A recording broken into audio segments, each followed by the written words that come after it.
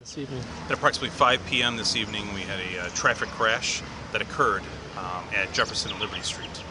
The vehicle that struck a northbound vehicle had been previously attempted to be stopped by some police officers due to the fact that he was wanted on warrants. That vehicle had fled the traffic stop about 4 or 5 blocks away. The vehicle continued away from there at a high rate of speed, and officers had discontinued their pursuit but could observe a traffic crash about 4 blocks ahead.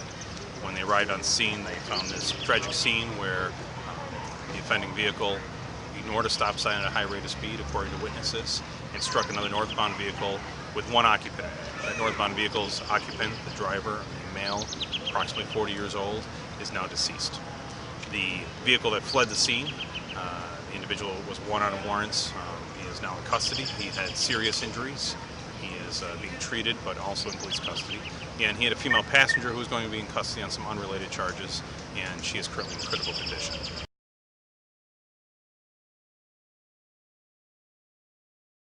Put your hands up! You turn the car off now! Turn the car off! I'm going to demonstrate you. Turn the car off right now. Get out of the car. Wow. Talk about a botched getaway. This drunk driver didn't just stop running from police cars. She rammed right into them. Yeah, that was back in February in Lake Oswego. Fox 12's Kimberly Eaton is live with a look at the chase video that we're seeing for the first time tonight. Well, and police first actually saw the woman who was driving the Jeep in that video before she even got into the SUV. She was walking out of a bar and an officer asked her not to drive. But after that, all their dash cam video shows she didn't take his advice. It's a surefire way to start a police chase. Refuse an officer's suggestion to get a ride home after drinking, then ram a patrol car and speed away. Omega 3, we are North State. That's what the driver of this Jeep Cherokee, Mary Lanning, admitted to doing after she led police through Lake Oswego early one February morning. Extremely intoxicated. Can we dispute that on permission pit?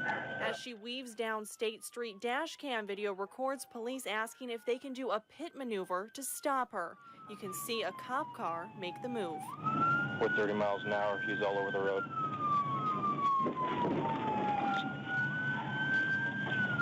With a car in front and a car behind, Lanning looks to be blocked in. Then, there go the reverse lights. Put your hands up! You turn the car off now! After a few more attempts to get away and a lot more damage to the police cars, Lanning is under arrest. It's the first time she's been in legal trouble. Lanning pled guilty to driving drunk and eluding police. She had her license pulled and was ordered to stay away from alcohol. Kimberly Eaton, the 10 o'clock news. That wasn't the only pursuit tonight. Just moments earlier tonight, there was a pursuit in St. Louis. My colleague Matt Cesny takes that story. Jasmine, this police chase started in St. Louis, went into the Metro East and ended downtown, and SkyZoom 4 captured most of it, giving us more questions than police tonight are willing to answer. Small blue car, according to St. Louis police, was at first being tailed by one of their undercover units because of felony warrants on the driver. But the driver was in no mood to stop, leading police across the Mississippi River, mostly along Route 3. Illinois State Police joined the chase along with at least one local department. Spike strips did rip apart 2 tires on the car, which continued to move on its rims over the Poplar Street Bridge and back to St. Louis. As the car dodged traffic, the driver took the I-44-55 exit and ran into a stopped tractor-trailer that pinned the car against the guardrail. Police then swarmed in with guns drawn. A uniformed officer, believed to be from Cahokia, pulled out the driver and repeatedly hit the suspect. Remarkably, police say there were no injuries. They also say one suspect was taken into custody, yet we saw a second man taken out of that car and also put into custody. And tonight, St. Louis police say that investigation is still open. By tomorrow, we expect charges to be filed against the driver and maybe have a more clear picture over what he was wanted for, along with answers to other questions. We're live downtown. Matt Cesny, News 4. Well, a chase through a South Florida neighborhood ending with a capture. The pursuit in Hollywood coming to a crashing end. Police blocking the SUV at the corner of Taft Street and Park Road, but the driver wasn't exactly ready to surrender. After they pulled him out the car, you know, he was still fighting and they tased him. Well, cops took the man into custody. They say he sold heroin to undercover officers. A police chase through Albemarle County and Charlottesville ended with the arrest of a Charlottesville man this afternoon. 32-year-old Kevin Key is facing 2 felony charges, along with driving on a suspended license and possession of marijuana. Police say the incident started when an officer tried to stop a black Ford Expedition SUV for a traffic violation along Route 29 near Greenbrier Drive. Key then sped away and eventually jumped out of his SUV at 5th and Harris Street. But he left it in gear and it rolled into traffic, hitting another vehicle. Key ran off into the woods near Cleveland Avenue, but police caught up with him. Woburn police say a couple from Danvers burglarized a home and then led officers on a high-speed chase. As WBZ's Bree Season reports this evening, the mom is accused of driving the getaway car with her 5 young children in the back seat. Randomly trying to break into this home on Mayflower Drive was a bad idea, says Woburn police. Neighbors noticed a man out of place right away, and officers say they caught him in the act, but the burglar ran. He hopped into a waiting car that was driven by a female. That car was this minivan, and it made its way into Lexington at speeds reaching 75 miles per hour before police safely brought it to a stop on Hancock Street. When we opened up the door, we found in the back of the van 5 children, all under the age of 7. When you see kids involved in something like that, it just breaks your heart. And what were they thinking? Kathleen Johnson watched the arrest from her front door. They were really upset. The little girls were screaming, "Daddy, Daddy, Daddy." Daddy is identified as 39-year-old Ralph Pasquarello of Danvers. His wife, 26-year-old Selena Pasquarello, is accused of being the getaway driver. After the pair's arrest on Hancock Street, police took custody of their kids and called the Department of Children and Families. Yet mom Selena paid a $500 bail on her 11 charges, including 5 counts of child endangerment with risk of serious bodily injury, and she was able to leave the police station with the kids. How does she leave your police station with the same van and those kids? She made bail. That's how she left the station.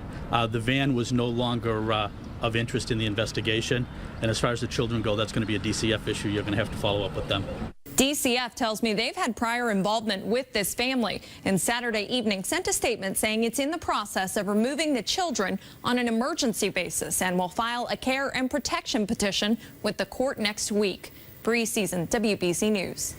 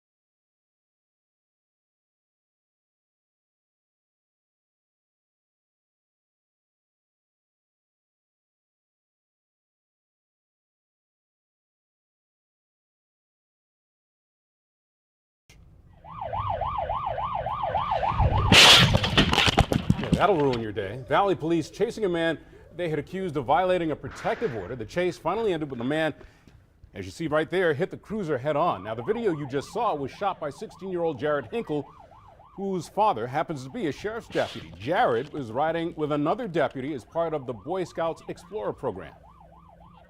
As the vehicle was headed towards me, I was pretty terrified because I didn't know what was about to happen, but my adrenaline was pretty high. You got out and you called your dad. Oh yes, that's correct. Called him and told him what was going on, and they had a bunch of officers over there take him into custody, and everything worked out just fine. We're happy to report neither Jared nor the deputy were hurt. The cell phone video will be used as evidence in the suspect's criminal trial. He ought to get a merit badge for that or something. Philadelphia police have just released surveillance video of a vandal striking in the Northeast. They are hoping this leads to an arrest. You can see the suspect walking down the 4200 block of Frost Street, where he slashed several tires. The video also shows the suspect slashing a tire in the 7900 block of Decatur Street.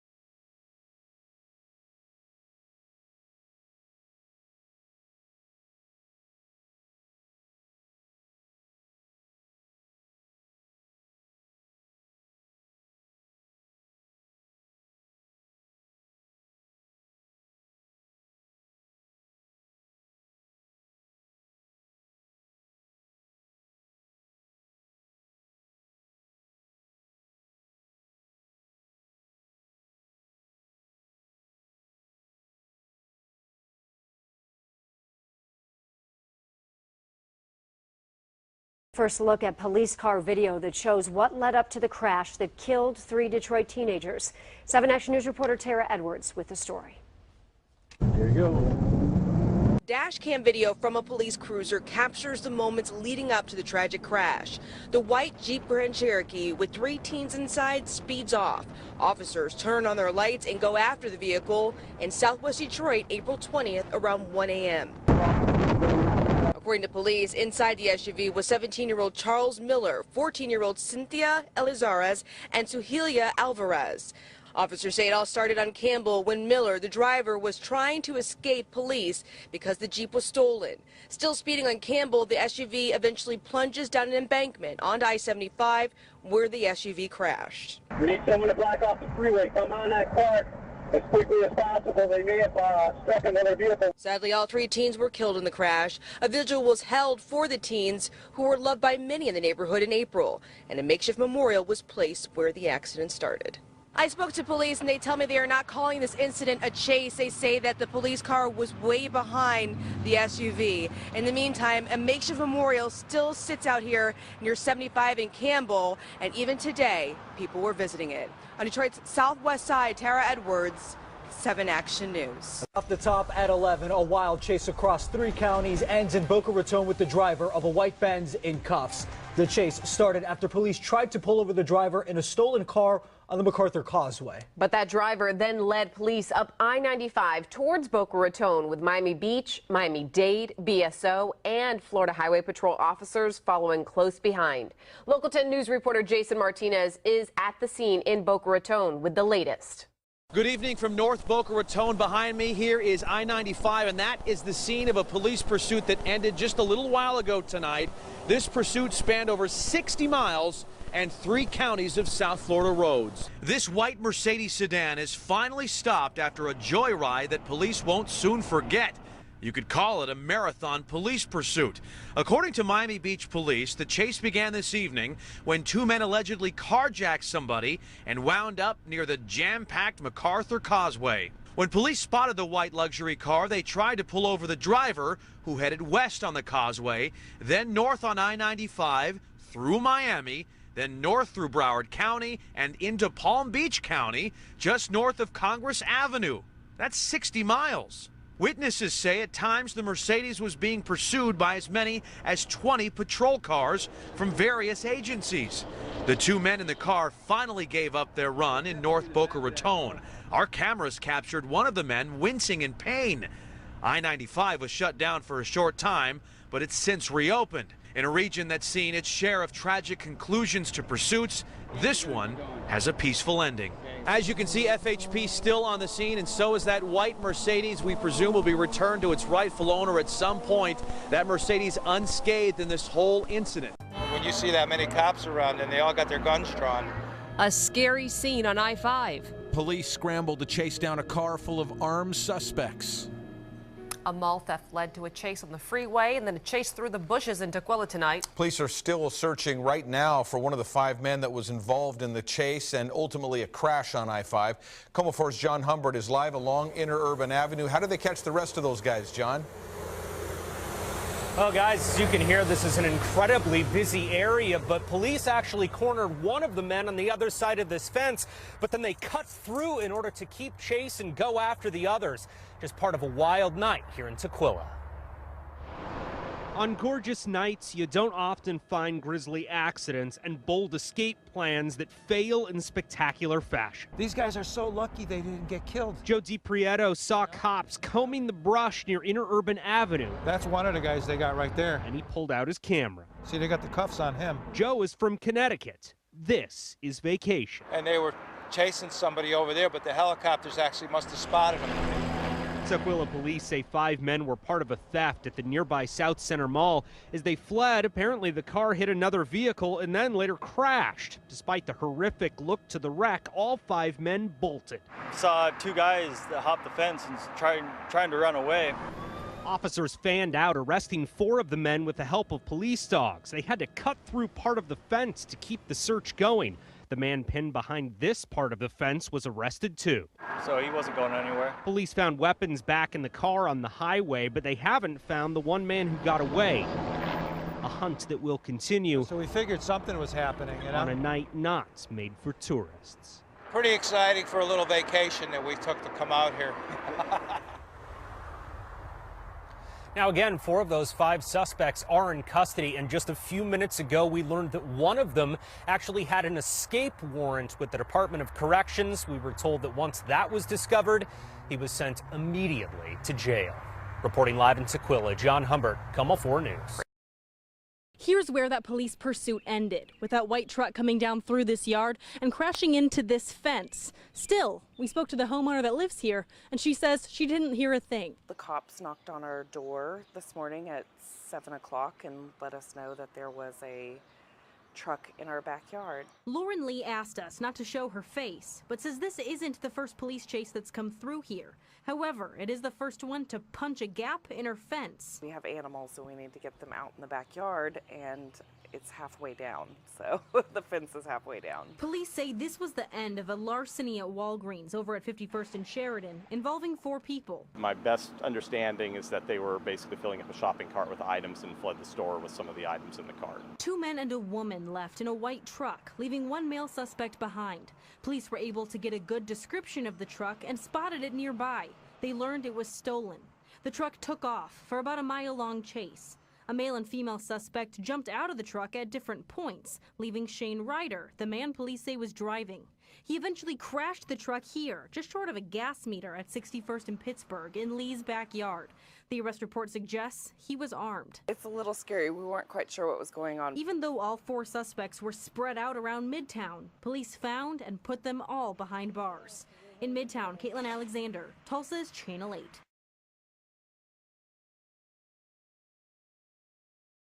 Coverage continues in Omaha, where we are learning more about a West Omaha bank robbery. KETV News Watch 7's Christina Engdahl is live near 156th and West Maple. Christina? And Jeremy, this is where police say it all began at the Bank of Bennington behind me here, where they say 3 men in their late teens, early 20s that were armed walked in and demanded cash. But tonight, thanks to a handful of vigilant citizens, those suspects are in custody. When Omaha police came, well, yelling at Michelle Perrin's back door, at first she thought she was imagining it. And I got up and went and looked in my sunroom, and there was a police officer. In a matter of moments, police rushed her out and filled her home. But what or who they were looking for wasn't inside. I don't know how he fit in there. And there is in this lilac bush in Michelle Perrin's front yard. Their police dog, because they were bringing a police dog into my house, actually pulled the officer to the bush. And this very large man was being dragged. I mean, a good muscular sized, very tall man came out of that little bush. That man is one of 3 suspected in a robbery at the Bank of Bennington.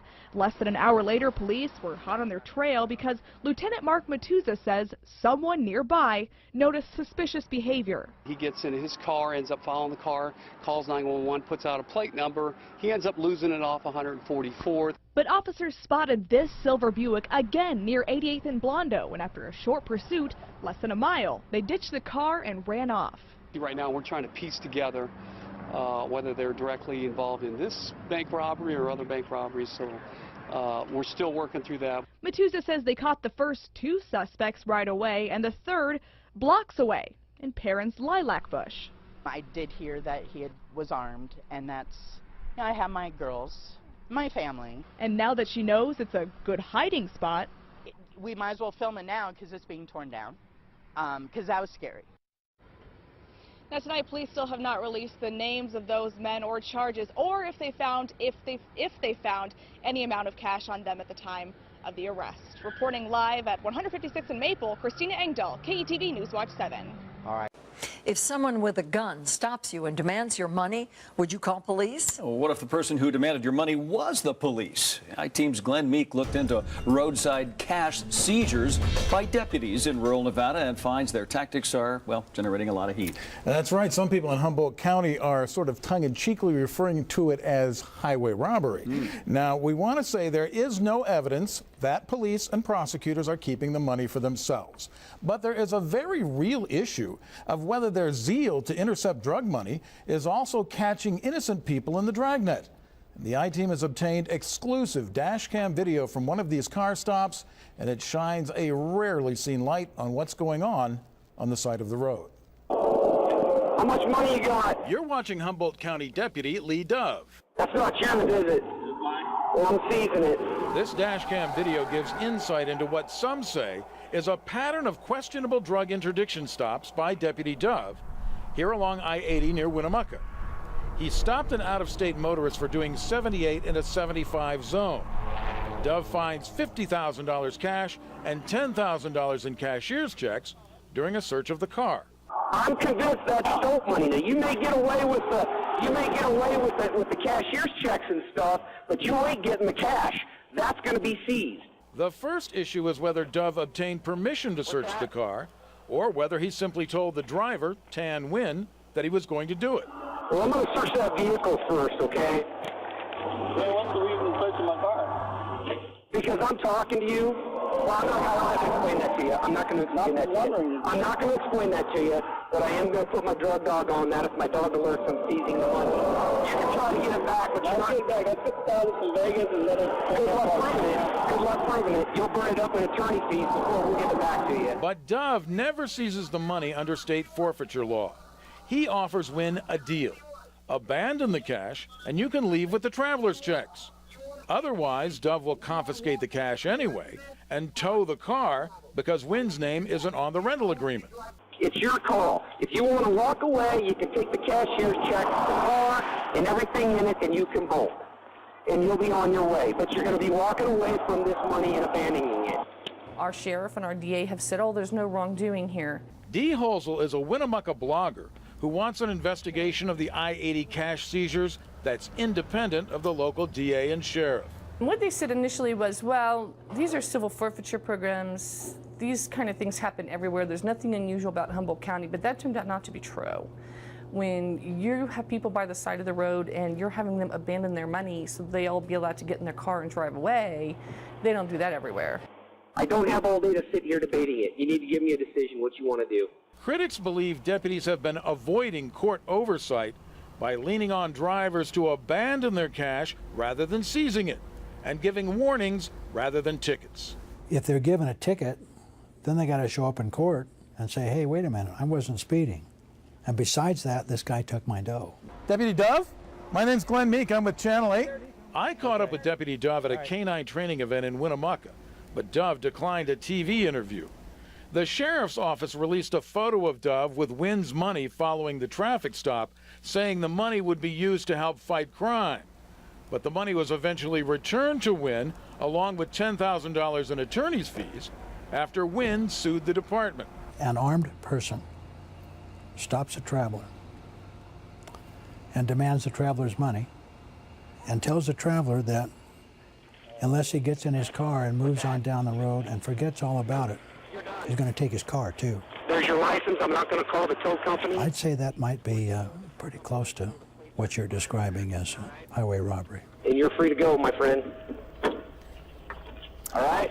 This afternoon, I had a candid conversation with Sheriff Ed Kilgore of Humboldt County. To his credit, he conceded that proper procedures were not followed in a number of cases. He says officers no longer ask people to abandon their cash.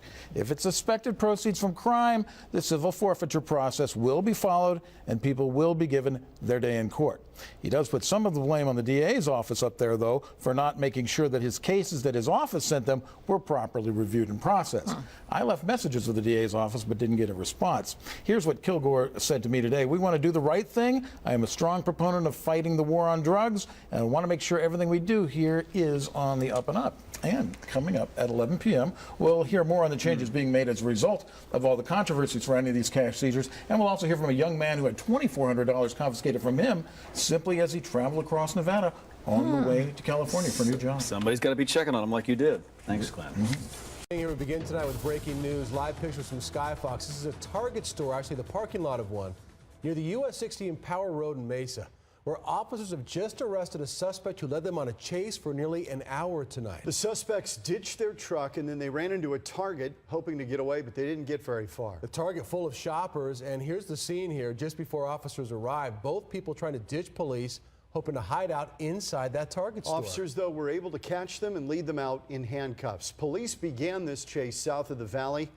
This was along I-10 near Casa Grande. Just before 8 o'clock tonight, the suspects continued westbound on I-10, heading toward Phoenix, traveling at a high rate of speed. And they were driving, all over these freeways in this part of the valley. At one point, they got off on Baseline, took some side streets, got back on the freeway, and then back on the US 60. Now, that chase ended as it really headed east as the suspects weaved in and out of traffic. At one point, officers decided to end their pursuit because it was getting too dangerous. Now, here's where it gets really hairy, though. It was then the suspects decided to make a run for it by pulling into the Target store. They ran past a bank, US 60 and Power Road, ditched their truck, and ran inside that store. So let's go back out live to the live pictures tonight from Sky Fox. So again, here we have the parking lot out in front of the Target. And John, we were watching this as they ran in. There were shoppers running out of there, employees running out of there, police running in. It's very disconcerting to watch that. So we have a crew on the way to the scene. We'll bring you the very latest as we get it. So again, this chase ending in front of a Target store in the East Valley. And everybody okay?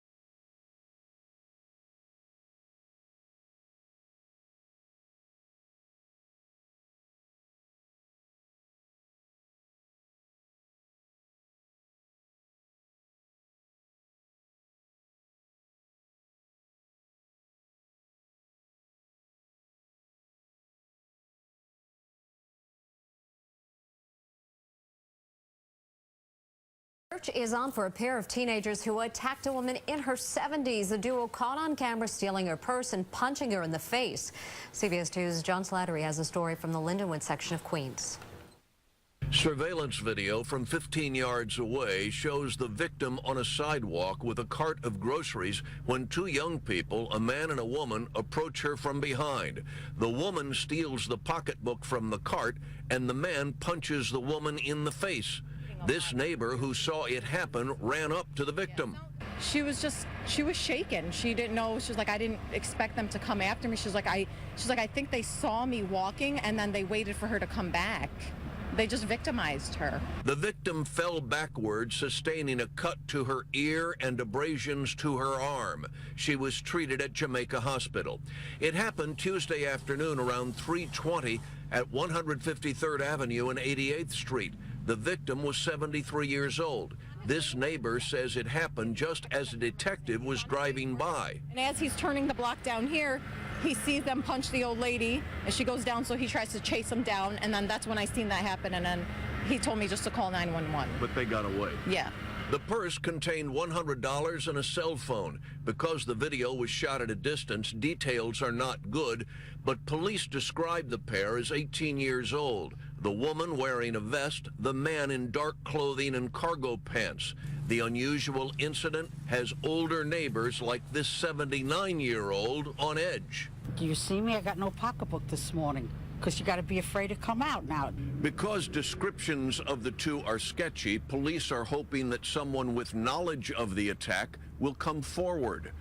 In Lindenwood, Queens, John Slattery, CBS 2 News. Police tonight on the trail of a suspect smashing home and car windows in a tight-knit Bergen County community. Dozens of homes and cars have been hit in a 7-block radius in Teaneck, New Jersey. CBS 2's Christine Sloan shows us the damage. CBS 2 News on the scene as police respond to this house on Lincoln Place in Teaneck, New Jersey, and take away the main piece of evidence, a brick. Investigators say a suspect on a bike has been terrorizing residents in this neighborhood, using bricks to smash the windows of cars and homes. Well, I heard a loud crash in the night around 11:30, and I came home this morning and found that there was a brick thrown through our garage. Around the corner, the suspect tossed a brick through the window of this house on Claremont Avenue, hitting a teen in the head. On the couch underneath that window was an 18-year-old female who was laying down when she got struck in the face with either broken glass or a piece of the brick. She's okay. That's all the teen's family would tell us. Feldman is shaken up even though no one in her home was hurt. These people who commit these crimes don't think about the victims and how they're affected, and it's awful. What makes this crime different? The suspect actually walked up the driveway and then smashed the window. It is unnerving, but especially because we have a path that goes towards the back. This white spot here. 4 homes and 9 cars were hit Monday night within a 2-hour period. Police believe it was random. She called me and said, yeah, my car window had gotten smashed. This neighbor who doesn't want to be identified got a glimpse of the suspect. I saw a guy flying by at the end of that in a bicycle with a white shirt. Police say they know the identity of their suspect, a man who is over the age of 18 and who they believe is responsible for shattering the windows of more than a dozen other cars earlier this month. In Teaneck, New Jersey, Christine Sloan, CBS 2 News. Police say it was all damage, that nothing was stolen. They're asking residents to let them know if they've been a victim of this destruction. We begin with a wild car chase last night that started with police up in a checkpoint in Mount Vernon. Then a taxi driver eventually led police on a chase for several miles, which finally stopped in Co-op City. That's where we find News 12 The Bronx reporter Jessica Cunnington with the details. Yeah, Alicia, this is where police say the taxi spun out and they were finally able to catch the driver. But as you said, it all started with that checkpoint by Mount Vernon and State Police. Police say the yellow taxi just drove straight through it and hit 2 Mount Vernon officers. And that's when the chase began, through Mount Vernon and into the Bronx. Police say the yellow taxi stopped at one point by 233rd Street and Dyer Avenue. And when a cop started walking towards the car, it started driving towards him. Police say then that cop shot at the car but didn't hit anything. This is viewer video at Co-op City Boulevard and Bartow Avenue, where it all ended last night after 8 o'clock. Now, the NYPD had no involvement in this, so Mount Vernon police will take care of this yellow taxi driver and any charges he might face after this. From Co-op City, I'm Jessica Cunnington, News 12, The Bronx.